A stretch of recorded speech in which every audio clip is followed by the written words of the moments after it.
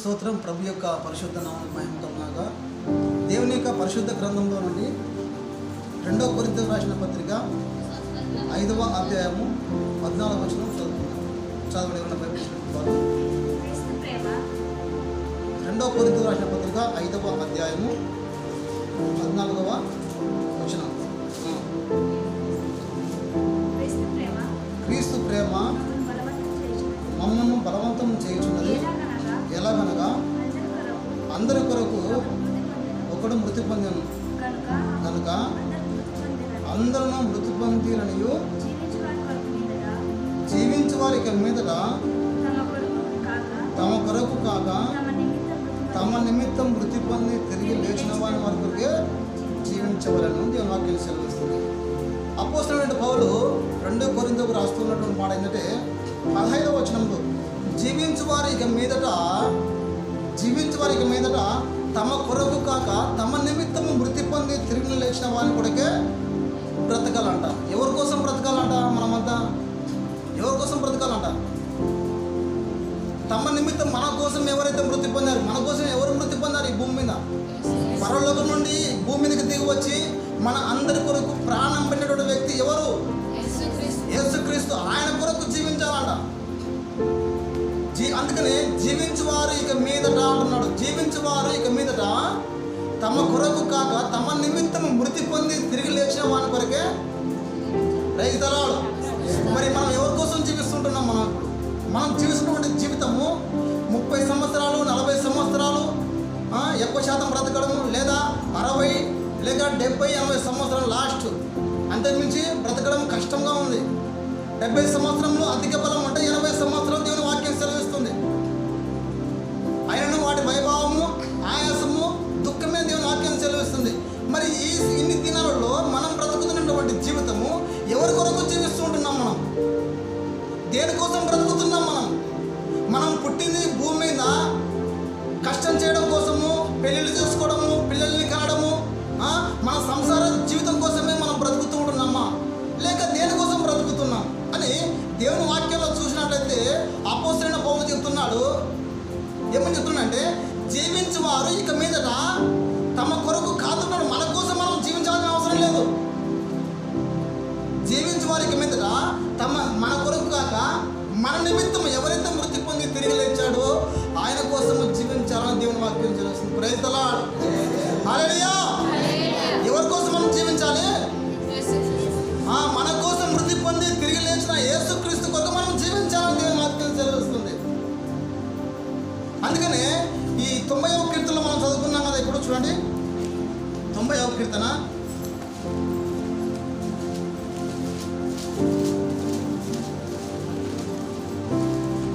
దైవజనుడు మోసే చేస్తున్న ప్రార్థన ఏమని ప్రార్థన చేస్తున్నంటే, ప్రభువా తరతరముల నుండి మాకు నివాస స్థలము నీవే, పర్వతములు పుట్టకమునుపు భూమిని లోకమును నీవు పుట్టిపకమునుపు యుగ యుగములు నీవే దేవుడవు అని ప్రార్థన చేస్తున్నాడు. మనుషులను మంటికి మార్చుతున్నావు, నరులారా తిరిగి రండని సెలవిస్తున్నావు అని దైవజనుడు మోసే ప్రార్థన చేస్తున్నాడు. ప్రార్థనలో వివరిస్తున్న మాటలు, ప్రభువా తరతరముల నుండి మాకు నివాస స్థలము నీవే అంటున్నాడు. పర్వతములు పుట్టకమునుపు భూమిని లోకమును నీవు పుట్టిపకమునకు యుగ యుగములు నీవే మాకు దేవుడు అని దైవజనుడు మోసే ప్రార్థన చేస్తున్నాడు. మరి మోసే చేస్తున్న ప్రార్థనలో మాకు నివాస స్థలము నీవే అని అంటున్నాడు. మరి మనం జీవిస్తున్నటువంటి జీవితంలో మన నివాస స్థలం అటువంటి ఎక్కడ? మన నివాస స్థలం ఎక్కడుంది? మనం ఎవరి కోసం జీవిస్తుంటున్నాం? మోసే దైవజనుడు ప్రార్థన చేస్తున్నాడు, మాకు తరతరములకు నీవే నివాస స్థలముని, యుగ యుగములను నీవే దేవుడు అని. అందుకనే అదే కీర్తనల గ్రంథంలో 10వ అధ్యాయంలో మా ఆయుష్కాలము 70 సంవత్సరంలో అధిక బలమున్న ఎడల 80 సంవత్సరము అయినను వాటి వైభవము ఆయాసము దుఃఖమే. 60 సంవత్సరాలు 70 సంవత్సరాలు మనిషి బ్రతికేది.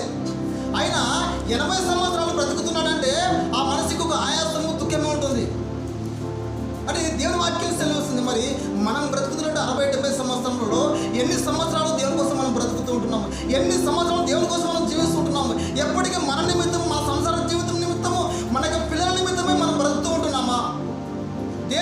బ్రతుకుతున్నాము అని ఒకసారి మనము జ్ఞాపకం చేసుకుంటే, ప్రభు కోసం మనం ఏమైనా జీవిస్తున్నామా, ప్రభు కోసం మనం ఏమైనా చేస్తున్నామా అని, ప్రభువు తన ప్రాణం పెట్టి మన పాపం నిమిత్తమై ఈ భూమి మీదకి వచ్చి ప్రాణం పెట్టి మన అందరిని రక్షించినప్పుడు యేసయ్య కొరకు మనం జీవిస్తుంటున్నామా అని చూసినట్లయితే ఈ రోజుల్లో 99% ఎవరి ప్రాణం నిమిత్తం, ఎవరి కుటుంబం నిమిత్తమో, ఎవరి పిల్లల నిమిత్తం వాళ్ళే బ్రతుకుతున్నారు. దేవుని కోసం బ్రతకడం లేదు, దేవుని కోసం జీవించడం లేదు. అందుకనే ఆదికాండంలో 5వ అధ్యాయం చూస్తున్నాము, ఒక్కొక్కరు ఎన్ని సంవత్సరాలు బ్రతికారంటే 969 సంవత్సరాల దాకా బ్రతికినారు ఒక మనిషి. 969 సంవత్సరాల దాకా బ్రతికినాడు ఒక మనిషి. మరి ఇంతగా దిగజారడానికి కారణమేది? 969 సంవత్సరాలు బ్రతికినటువంటి వ్యక్తి ఈ రోజుల్లో 60 సంవత్సరంలో, 70 సంవత్సరంలో, అధిక బలం ఉంటే 80 సంవత్సరంలో బ్రతుకుతున్నాడు. అంటే ఇంత తక్కువలో తక్కువ ఎందుకు ఈ విధంగా అయిపోయిందంటే, మనం చేసినటువంటి పాపం బట్టి, మనం చేసినటువంటి దోషం బట్టి ఆయుష్ తగ్గించబడింది. మీరు తగ్గించినటువంటి ఆయుష్లో, మనం బ్రతుకుతున్నటువంటి బ్రతుకుల్లో, మనం జీవిస్తున్నటువంటి ఈ జీవితంలో ప్రభు కోసం బ్రతుకుతున్నామా అని ఒకసారి మనం అర్థం చేసుకోవాలి. మనం అందరం ఎవరి కోసం బ్రతుకుతున్నాం, మనం దేనికోసం బ్రతుకుతున్నాం, దేనికోసం మనం ప్రాకులాడుతున్నాం.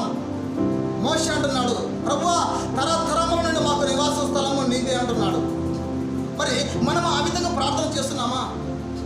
పర్వతములు పుట్టింపక మునుపు, భూమిని లోకమును నువ్వు పుట్టింపక మునుపు, యుగ యుగములు నీవే దేవుడు అంటున్నాడు. మనం ఆ విధంగా ప్రార్థన చేస్తుంటున్నామా మన జీవితంలో?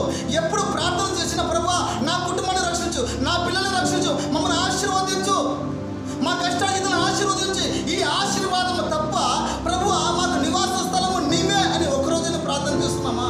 ప్రభువా నీ కొరకు నేను జీవిస్తానని ఒక్కరోజైనా మనం దేవుని దగ్గర ప్రార్థన చేసామా? మనం చూసినట్లయితే లేదండి. ఈ రోజున అనేకులు దేవుని కోసం జీవించడం లేదు, దేవుని కోసం ప్రార్థన చేయడం లేదు. వారి కుటుంబం నిమిత్తం ప్రార్థన చేస్తున్నారు, వారి యొక్క సమస్యల కోసం ప్రార్థన చేస్తున్నారు. కానీ తన కొరకు, యేసుక్రీస్తు ప్రభు కొరకు ప్రార్థన చేయడం కానీ, ఆయన కొరకు జీవితం కానీ చాలామంది చేస్తలేరు ఆ విధంగా. అందుకనే అపోస్తలుడైన పౌలు ఒక మాట చెప్తున్నాడు. ఏమని చెప్తున్నట్టే, అదే కీర్తనల గ్రంథంలో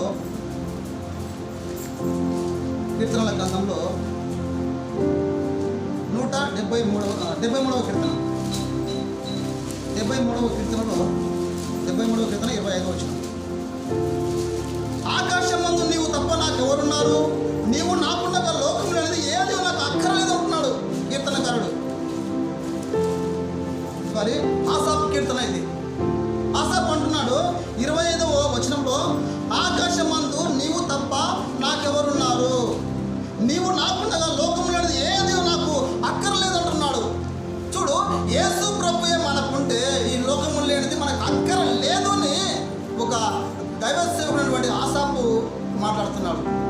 కనుక ప్రేమటువంటి సహోదరులారా, మనము ఎవరి కోసం జీవిస్తున్నాము? మనం చేస్తున్న ప్రార్థన ఏ విధంగా ఉంది? మోషే, దైవజనుడు మోషే చేసినట్టు మనం ప్రార్థన చేస్తున్నామా? అపోస్తలుడైన పౌలు జీవించువాడు నాలో క్రీస్తు జీవించుచున్నాడు అని అపోస్తలుడైన పౌలు అంటున్నాడు. అపోస్తలుడైన పౌలు నాలో జీవించుచున్నవాడు క్రీస్తు అంటున్నాడు.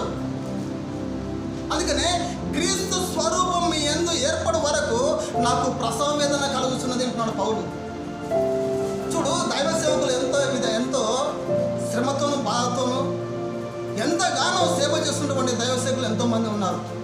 కానీ అలాంటి వారు ప్రభు కొరకు చెప్తున్నటువంటి మాట ఏంటంటే, జీవించువారు ఇక మీదట తమ కొరకు కాక తమ నిమిత్తము మృతి పొంది తిరిగి లేచిన వాని కోసమే జీవించాలని దేవుని వాక్యం సెలవిస్తుంది. కనుక ఈ రోజుల్లో వాక్యం వింటున్నటువంటి వారు ఎన్నో విధములుగా వాక్యం వింటున్నారు. ప్రార్థన మందిరంలో వాక్యం వింటున్నారు, టీవీల ద్వారా వాక్యం వింటున్నారు, వాట్సాప్ల ద్వారా వాక్యం వింటున్నారు, యూట్యూబ్లో వాక్యం వింటున్నారు, ఫేస్బుక్లో వాక్యం వింటున్నారు. ఎన్ని విధములుగా కావాలంటే అన్ని విధాలుగా వాక్యం మనకు అందుబాటులో ఉంది. వాక్యమే వింటున్నామే తప్ప జీవితాలు మారడం మాత్రము లేదు. వాక్యం వినగలిగే మన యొక్క జీవితం. కానీ మన జీవితంలో ఏమైనా మార్పు ఉందని మనం చూసినట్లయితే మన జీవితంలో మార్పు కనబడం లేదండి ఈ రోజుల్లో. నిజంగా దేవుని యొక్క వాక్యం చెప్తున్నట్టుగా జీవితం మారడం అంటే క్రీస్తు కోసమే మనం జీవించాలి. ఆసాపు అంటున్నాడు, నీవు నాకుండగా అంటున్నాడు, లోకం అనేది నాకు ఏది అక్కర్లేదు అంటున్నాడు. ఈ రోజుల్లో చూడండి దేనికోసం ప్రాకులాడుతున్నారు, దేనికోసం ప్రయాసపడుతున్నారంటే ఆస్తులు సంపాదించాలి, అంతస్తులు సంపాదించాలి, డబ్బు సంపాదించాలి, డబ్బు అనే పిచ్చిలో మునిగిపోయింది ప్రపంచం అంతా. అదే చాలు, నాకు ఈ లోకంలో ఏది అక్కర్లేదని మనం ఆశపడుతున్నాడు. అందుకని మనం బ్రతుకుతున్నటువంటి దినాల్లో 70 సంవత్సరంలో 80 సంవత్సరం అధిక బలం అంటే 80 సంవత్సరాలు దేవుని వాక్యం చెల్లిస్తుంది. 80 సంవత్సరాలు ఒక మనిషి బ్రతుకుతున్నాడంటే ఆ మనిషికి ఒక ఆయాసము దుఃఖమే ఉంటుంది. అంటే ఆ మనిషికి ఒక తోడుగా ఒక వ్యక్తి ఉండాలి పరిచయం చేయడానికి. మరి 60-70 సంవత్సరాలు బ్రతుకున్న మన జీవితంలో ఒక 4-5 సంవత్సరాలు లేదా 10 సంవత్సరాలు 20 సంవత్సరాలు దేనికోసం బ్రతుకుతున్నాం? దేవుని కోసమన్నా ఇవ్వాలి కదా. మనుషులైతే మనం అనేకులు దేవుని వాక్యానికి చోటు ఇవ్వడం లేదు. దేవుని వాక్యం చెప్పేసరికి పెడచెవి పెట్టడం, నిద్రపోవడం, ఈ విధంగా చేస్తూ ఉంటారు. దేవునికి ప్రార్థన మందిరాల్లో కూడా చూడండి, చాలా మటుకు వాక్యం చెప్తున్నప్పుడు వాక్యానికి చెవి ఎగ్గరు, వాక్యం చెప్పేటప్పుడు వాక్యానికి చెవి ఎగ్గరు. ఎక్కడో ఉంటుంది మనసు, ఇంకా పనిచేయడు పాస్టర్ వాక్యము అనే దాని మీద చూస్తూ ఉంటారు. కానీ నిజంగా దేవుని వాక్యాన్ని మనకు స్థలం ఇచ్చినట్లయితే ఆ వాక్యం మన హృదయంలో ఉంటే ఆ వాక్యం మనం నడిపిస్తుంది. ఎక్కడ నడిపిస్తుంది అంటే వాక్కు ఏమిటంటే నేనే మార్గమును సత్యమును జీవమును, నా ద్వారా తప్ప తండ్రి యొద్దకు ఎవడు వెళ్ళడు యేసుక్రీస్తు ప్రభు వారు ఏ విధంగా సెలవిస్తున్నాడో అక్కడికి నడిపిస్తుంది దేవునికి వాక్యం. యేసు ప్రభు దగ్గర నడిపిస్తుంది, మనిషిని ఆదరిస్తుంది, మనిషిని పడిపోయినటువంటి వ్యక్తిని లేపుతుంది, చనిపోయినటువంటి వ్యక్తిని బ్రతికిస్తుంది దేవుని వాక్యం. అందుకని నా వాక్యము పండ్లను బద్దలు చేయ శుద్ధపడ్డది కాదా, నా వాక్యము చాకలవాన్ని సంపబడ్డది కాదా అంటుంది. దేవుని వాక్యం ఎటువంటి హృదయాన్ని కదిలిస్తుంది, ఎలాంటి మనిషినైనా బ్రతికిస్తుంది, ఎలాంటి మనిషినైనా మారుస్తుంది దేవుని వాక్యం. ఈ ప్రపంచంలో ఎవరు ఒక మనిషిని మార్చలేరు, కానీ దేవుని వాక్యము ప్రతి ఒక్క మనిషిని మారుస్తుంది. ఆ వాక్యము పరలోక రాజ్యానికి తీసుకొని వెళ్ళిపోతుంది. అందుకనే నా తండ్రి చేత ఆశీర్వదించబడిన వారులారా అంటుంది దేవునికి వాక్యం. నా తండ్రి చేత ఆశీర్వదించబడిన వారులారా, లోకము పుట్టినది మొదలుకొని మీ కొరకు సిద్ధపరిచిన రాజ్యాన్ని స్వాతంత్రించుకొని అంటుంది దేవుని వాక్యం. అందుకని వాక్యం బాగా వినాలి. వాక్యం వింటే ఆ వాక్యం హృదయంలో ఉంటుంది. ఆ వాక్యం పరలోక రాజ్యానికి నడిపిస్తుంది. ఆ వాక్యం క్రీస్తు కొరకు జీవించడానికి ధైర్యం ఇస్తుంది, శక్తినిస్తుంది. అందుకని వాక్యం మనం బాగా వినాలి. వాక్యం విన్నప్పుడే, ఆ వాక్యం హృదయంలో స్థిరపడినప్పుడే వాక్యానుసారంగా జీవించడానికి ఒక తీర్మానం చేసుకుంటాం. అందుకనే ఆదికాండం 5వ అధ్యాయం చూస్తున్నాం ఒకసారి.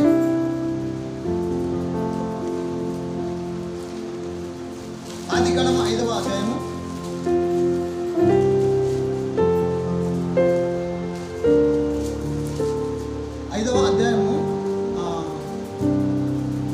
21వ వచనం చదవండి.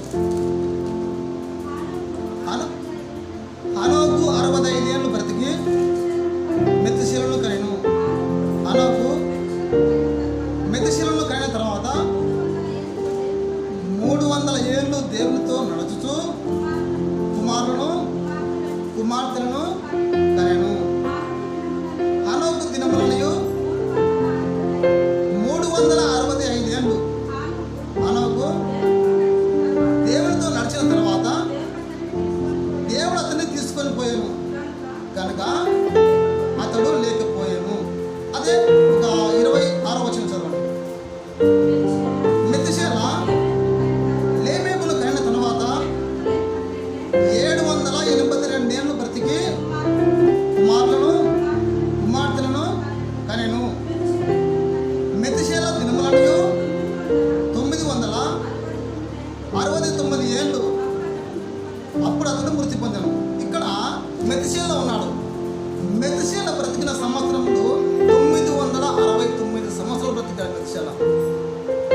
అంటే ఈ ప్రపంచంలో చాలా మటుకు ప్రజలు ఏమి ఆలోచిస్తారంటే ఎక్కువ సంవత్సరాలు ఎవరు ఎక్కువ బ్రతికితే వాళ్ళు ధన్యులు, వాళ్ళు నీతిమంతులు అన్నట్టుగా భావిస్తారు.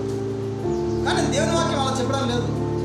ఎవరు ఎన్ని రోజులు బ్రతికారన్నది కాదు ముఖ్యం, ఎవరు ఎన్ని రోజులు దేవుని కోసం జీవించారు, ఎవరు ఎన్ని రోజులు దేవుని కొరకు బ్రతికారు భూమి మీద అనేది దేవుడు చూస్తాడు.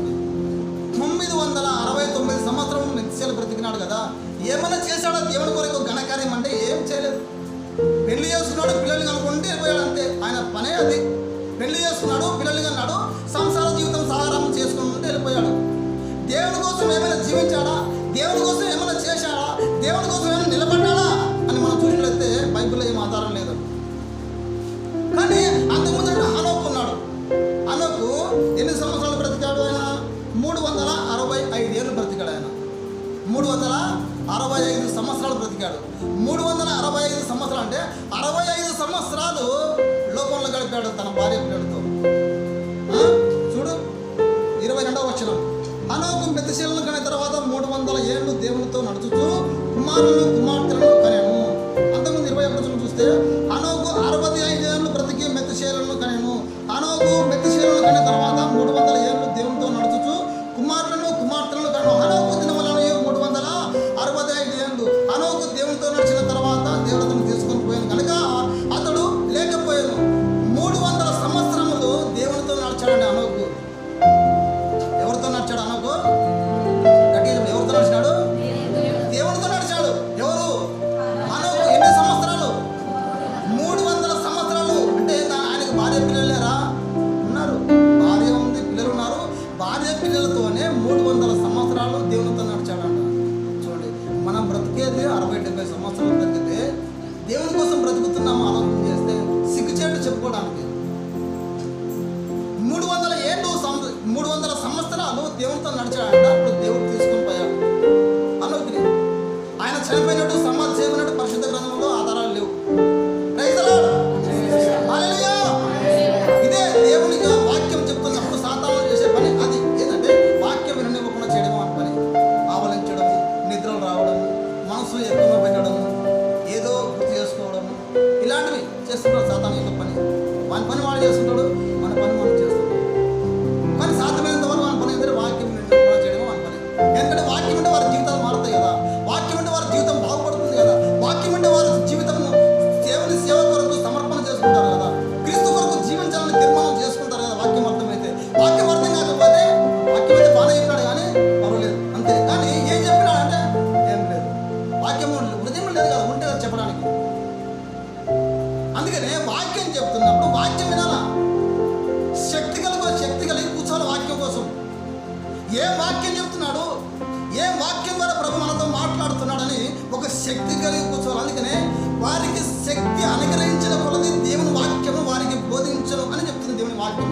యేసు ప్రభు తన యొక్క శిష్యులకు కానీ అక్కడ ఉన్నటువంటి ప్రజలకు కానీ వారికి వీరుడు శక్తి అనుగ్రహించిన కొలది దేవుని వాక్యాన్ని ప్రకటించాడట. వారి దగ్గర శక్తి లేనప్పుడు వాక్యం చెప్పిన ప్రయోజనం లేదు అది, ఎందుకంటే వాక్యం మనకు వినదు. అందుకనే వాక్యం ఇప్పుడు ప్రారంభం చేసినాము. వాక్యం వినడానికి మనము శక్తి కలిగి ఉండాలి, దేవుని వాక్యం వినాలి. మరి 300 సంవత్సరాలు ఆనకు బ్రతికాడు అనేది గుర్తు పెంచుకోవాలి వాక్యాన్ని. మరి మనం ఎన్ని సంవత్సరాలు బ్రతికాము, ఎన్ని సంవత్సరాలు దేవుని కోసం జీవిస్తున్నాము?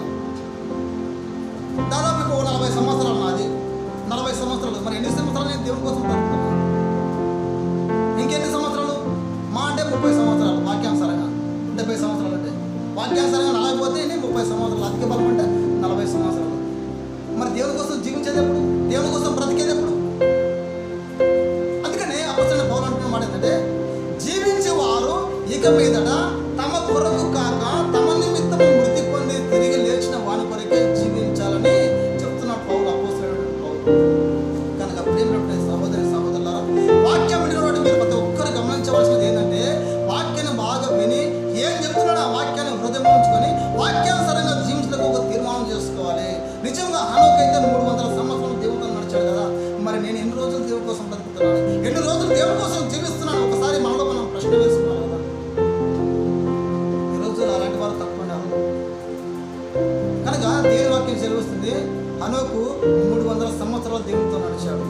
మెతుషెల 969 సంవత్సరాలు బతికాడని దేవుని వాక్యం సెలవుస్తుంది. మరి ఏమన్నా దేవుని కోసం జీవించాలంటే ఏం జీవించలేదండి. ఎన్ని సంవత్సరాలు బ్రతికాడనేది కాదు ముఖ్యం, ఎన్ని సంవత్సరాలు దేవుని కోసం జీవించాలనేది ముఖ్యం మనకు. అందుకనే మనము మన యొక్క వాక్యానుసారంగా జీవించుటకు, వాక్యం కోసం బ్రతుకుటకు, వాక్యాన్ని అంగీకరించి వాక్యం హృదయించుకొని దేవుని కోసం జీవించాలని ఒక తీర్మానం చేసుకోవాలి. ఈ రోజు నుంచి అయినా ప్రభా నీవు నాతో మాట్లాడి ఉన్నావు కదా, నీ వాక్యం కొరకు నేను జీవిస్తాను ప్రభా, నీ వాక్యం కోసం బ్రతుకుతాను ప్రభా, నీ కొరకే జీవిస్తాను ప్రభా అని ప్రభు దగ్గర మనం మోకరించి ప్రార్థన చేసి పశ్చాత్తాపడి ప్రార్థన చేసినట్లయితే ప్రభు సహాయం చేసి తన వాక్యాల ద్వారా నింపి అలా జీవించడానికి తగిన జ్ఞానం చేత నింపి నడిపిస్తాడు యేసుక్రీస్తు ప్రభు. Praise the Lord. హల్లెలూయా. అందుకే దైవజనుడు మోషే ఒక తీర్మానం చేసుకున్నాడు, ప్రభువా తరతరముల నుండి మాకు నివాస స్థలము నీవే, పర్వతములు పుట్టక మునుపు భూమిని ఈ లోకమును పుట్టింపక మునుపు యుగములు నీవే దేవుడు ఉంటున్నాడు. మనుషులను మట్టికి మార్చుతున్నావు, నరులారా తిరిగి రండిని సెలవిస్తున్నాడు యేసుక్రీస్తు ప్రభు.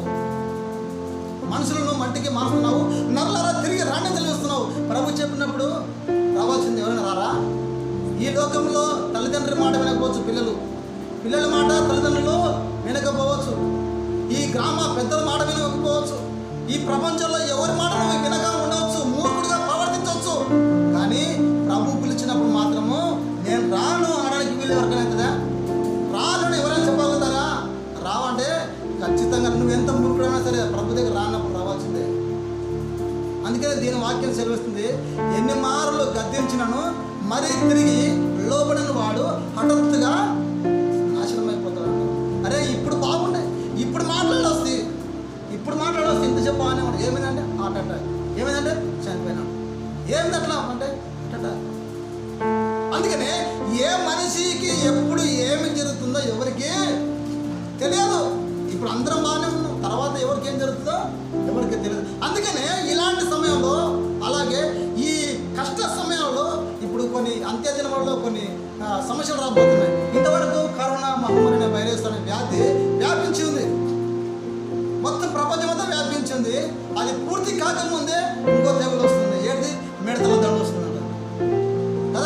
ఆ మిడతల దండు వచ్చి పచ్చదనం వేయకుండా పచ్చదనం మొత్తము నాశనం చేసేస్తుంది, మొత్తం నాకేసేస్తుంది మిడతలు. ఇలాంటి అంత్య దినాల్లో మనం ఉంటున్నాం. ప్రభు రాకడ సమీపంగా ఉంది. అందుకనే పౌలు చెప్పినట్టుగా మన జీవితాలు మార్చుకుంటే మంచిది, పరలోకి వెళ్తాం. జీవితాలు మారకపోతే ఏం పర్వాలేదు, కానీ నరకానికి వెళ్ళిపోతాం. అగ్ని ఆరదు పురుగు సావదు, అగ్ని ఆరదు అనుకుంటే ఏం చేయాల్సిన అవసరం లేదు. మంచిగా తిని పనుకుంటే చాలు, ఈజీగా నరకానికి వెళ్ళిపోతాం. ఏం ప్రయాసపడాల్సిన అవసరం లేదు. ప్రభు కోసం బ్రతకాలనుకుంటే, పరలోకం వెళ్ళాలనుకుంటే ఆయన వాక్యానుసారంగా జీవించాలి. ఆయన వాక్యానుసారంగా జీవించడానికి తీర్మానం చేసుకోవాలి. అలా చేసుకుంటే మనం పరలోకానికి వెళ్ళిపోతాం. Praise the Lord. హల్లెలూయా. అందుకని కీర్తనల గ్రంథము 91వ కీర్తన చూడండి. 91వ కీర్తన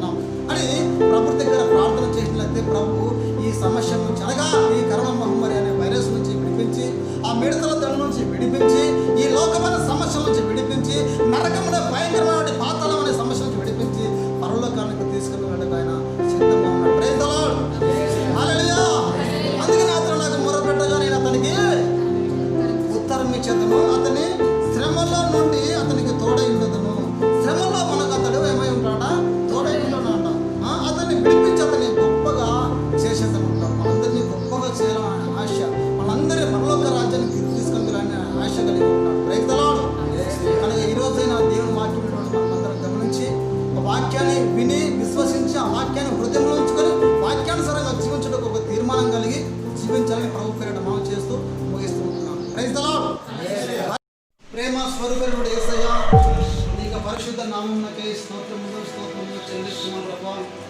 ఈ ఉదయకాలపు ఆరాధన పిలుపులు ప్రభు ప్రారంభం నుంచి ఇంతవరకు మీరు తోడుకోండి, ఆత్మతోనూ సత్యముతోనూ ఆరాధన చేయడానికి వివేచనుండే కృపగలగా స్తోత్రాలు చెల్లిస్తున్నాం ప్రభా. ఈ సమయంలో నీ వాక్కుల ద్వారా మా అందరితో మీరు మాట్లాడినందుకని స్తోత్రాలు చెల్లిస్తున్నాం అయా. అపోస్తలుడైన పౌలు సెలవిచ్చినట్లుగా జీవించు వారికి మీదలో తమ కొరకు కాక తమ నిమిత్తం మృతి పొంది తిరిగి లేచిన వారి కొరకే జీవించాలని మీ వాక్కుల ద్వారా మాతో మాట్లాడిన తల్లికి స్తోత్రాలు చెల్లిస్తున్నాం. అయినా ప్రభా మేము ఇంతవరకు ప్రభా దేనికోసం జీవించామో తెలిసి తెలియక జీవితం జీవించాము తండ్రి. అయ్యా ఈ రోజు నుండి ఒక తీర్మానం చేసుకుంటాం, నీ కొరకే జీవించాలని మేము తీర్మానం చేసుకుంటాం తండ్రి. నీకు స్తోత్రాలు చెల్లిస్తున్నాం. నీ కొరకే బ్రతకాలని ఒక తీర్మానం కలిగి జీవిస్తున్నాం ఆయన. నీకు స్తోత్రాలు చెల్లిస్తున్నాం. దయతో కనికరించండి, సహాయం చేయమని ప్రార్థన చేస్తున్నామయ్యా. నీ కొంతమంది స్తోత్రాలు చెల్లిస్తున్నాం.